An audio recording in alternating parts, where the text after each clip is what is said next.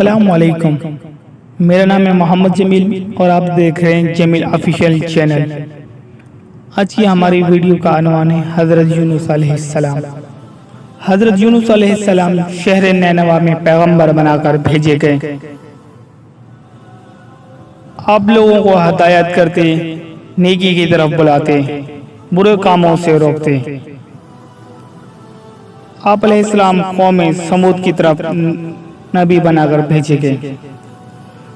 اس قوم کے لوگ بتوں کی پوجا کرتے تھے۔ جب آپ علیہ السلام لوگوں کو حق کی طرف بلاتے تھے اور خدائے واحد پر ایمان لانے کی تلقین کرتے، لیکن لوگ آپ علیہ السلام کی تعلیمات کا انکار کرتے اور حضرت یونس علیہ السلام سے کہتے کہ ہم تیرے خدا کو نہیں مانتے۔ اس پر آپ علیہ السلام فرماتے کہ خدا کے عذاب سے ڈرو جو بہت سخت ہے۔ لوگ آپ علیہ السلام کی بات سن کر آپ علیہ السلام کا مذاق اڑاتے اور آپ علیہ السلام کی راہ میں رکاوٹیں کھڑی کرتے۔ آپ علیہ السلام نے قوم سمود کو راہ راست پر لانے کی بہت کوشش کی، لیکن بھٹکی ہوئی قوم پر آپ علیہ السلام کی نصیحت کا کوئی اثر نہ ہوا، تو آپ علیہ السلام کو یقین ہو گیا کہ یہ لوگ خدا پر ایمان نہیں لائیں گے۔ آپ علیہ السلام مایوس ہو گئے۔ مایوسی کی حالت میں آپ علیہ السلام نے قوم سمود کی تباہی و بربادی کے لیے بد دعا کی اور اس سرزمین سے نکل پڑے۔ چلتے چلتے دریا فرات کے کنارے پہنچے تو دیکھا کہ ایک کشتی کنارے پر لگی ہے اور لوگ اس پر سوار ہیں۔ ان کی دیکھا دیکھی آپ علیہ السلام اس پر سوار ہو گئے، جنہیں جانا تھا وہ بھی سوار ہو گئے۔ کشتی لوگوں سے بھر چکی تھی۔ اس کے بعد کشتی اپنی منزل کی طرف روانہ ہوئی۔ سمندر پر سکون تھا، آسمان بھی صاف تھا، مسافر اطمینان سے بیٹھے تھے۔ جب کشتی سمندر میں پہنچی تو دیکھا کہ آسمان پر سیاہ بادل اٹھ رہے ہیں، پھر ہوائیں چلنے لگی۔ ہوا اچانک طوفان کی شکل اختیار کر گئی۔ سمندر میں کشتی ڈگمگانے لگی، سمندر کی لہریں اوپر نیچے ہونے لگی، سمندر بھی شروع ہو گیا۔ طوفان کے جھٹکوں اور پانی کے تھیتڑوں سے کشتی ڈوبنے کا اندیشہ پیدا ہو گیا۔ کشتی میں بیٹھے ہوئے مسافروں میں سے ایک نے کہا، معلوم ہوتا ہے کشتی میں کوئی ایسا شخص بھی سوار ہے جس سے کوئی بڑی غلطی سرزد ہو گئی ہے۔ جب تک ایسے شخص کو کشتی سے نہ نکالا جائے، کشتی کا صحیح سلامت رہنا محال ہے۔ وہ شخص کون ہے یہ بتانا مشکل تھا،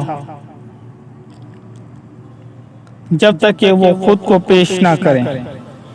اس پر حضرت یونس علیہ السلام کھڑے ہو گئے اور کہا کہ میں ہی ہوں جس سے بڑی غلطی سرزد ہو گئی ہے، مجھے کشتی سے نکال دو، مصیبت ٹل سکتی ہے۔ تمام مسافر حضرت یونس علیہ السلام کا منہ تکتے رہے، جس نے خود ہی سب کے سامنے اپنی غلطی کا اظہار کیا ہے۔ پھر سب نے ایک زبان ہو کر کہا، یہ شخص تو فرشتہ صرف انسان معلوم ہوتا ہے، ہم کسی حال میں اس کشتی سے نہیں نکال سکتے۔ مسافروں میں سے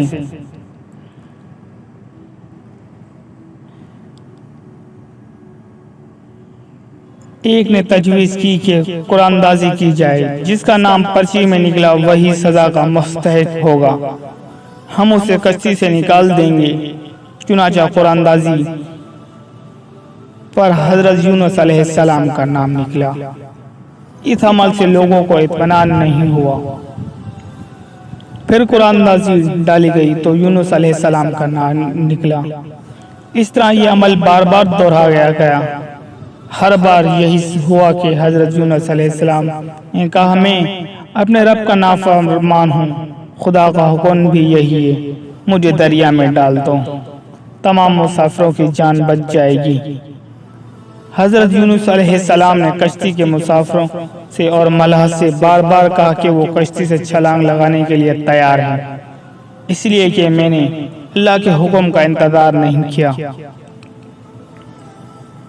آخر کار کشتی کے مسافر اور ملح نے مان لیا اور حضرت یونس علیہ السلام کو دریا میں پھینک دیا۔ دریا میں ایک مچھلی حضرت یونس علیہ السلام کی طرف بڑھی اور نگل گئی۔ اللہ نے مچھلی سے کہا، یہ تیری خوراک نہیں، یہ تیرے پیٹ میں امانت ہے، جسے واپس کرنا۔ چنانچہ آپ علیہ السلام مچھلی کے پیٹ میں اندھیرے میں رہے، اللہ کا ذکر کرتے رہے اور معافی طلب کرتے رہے۔ آپ علیہ السلام پکار رہے تھے، اے اللہ، تیرے سوا کوئی عبادت کے لائق نہیں، تو پاک ہے، بلا شبہ میں نے ہی اپنی ہی نفس پر ظلم کیا، میں ظالموں سے ہوں۔ اللہ نے آپ علیہ السلام کی پکار سن لی۔ آپ علیہ السلام مچھلی کے پیٹ میں محفوظ رہے۔ مچھلی نے دریا کے کنارے پر اگل دیا۔ جب آپ علیہ السلام مچھلی کے پیٹ سے باہر آئے تو بہت کمزور اور نڈھال تھے۔ آپ علیہ السلام کھلی فضا میں سانس لیا اور اللہ کا شکر ادا کیا۔ اللہ نے حضرت یونس علیہ السلام سے فرمایا، اگر تو مچھلی کے پیٹ میں میری پاکی بیان نہ کرتا تو میں نجات نہ کرتا۔ جس جگہ مچھلی نے آپ کو اگلا تھا وہاں کوئی درخت نہ تھا،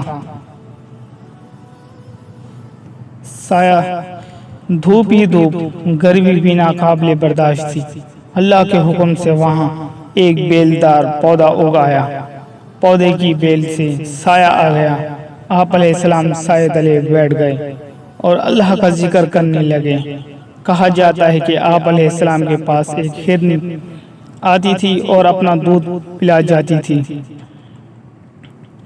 اللہ تعالیٰ فرماتا ہے، ہم نے بغیر گھاس کے زمین پر ڈال دیا اور بیمار تھا، اور ہم نے بیلدار درخت اگایا اور ہم نے اس کو 1,00,000 آدمیوں کی طرف بلکہ اس سے بھی زیادہ لوگوں پر نبی بنا کر بھیجا۔ ملک نینوا چھوڑ دینے کے بعد آپ علیہ السلام کی قوم کو بہت زیادہ یاد لگی۔ آپ علیہ السلام کے نکل جانے کے بعد پچھتانے لگی۔ لوگوں نے محسوس کیا کہ آپ علیہ السلام نبی تھے اور ہدایت کے لیے آئے تھے۔ لوگوں نے اللہ سے معافی طلب کی اور وہ حضرت یونس علیہ السلام کی آمد کا انتظار کرنے لگے۔ لوگوں نے اقرار کیا کہ ہم اللہ پر ایمان لائے اور اس بات پر بھی کہ یونس علیہ السلام کے بھیجے وہ نبی ہیں، اور آپ علیہ السلام کے لائے ہوئے پیغام پر یقین رکھتے ہیں، اور یونس علیہ السلام کی تصدیق کرتے ہیں۔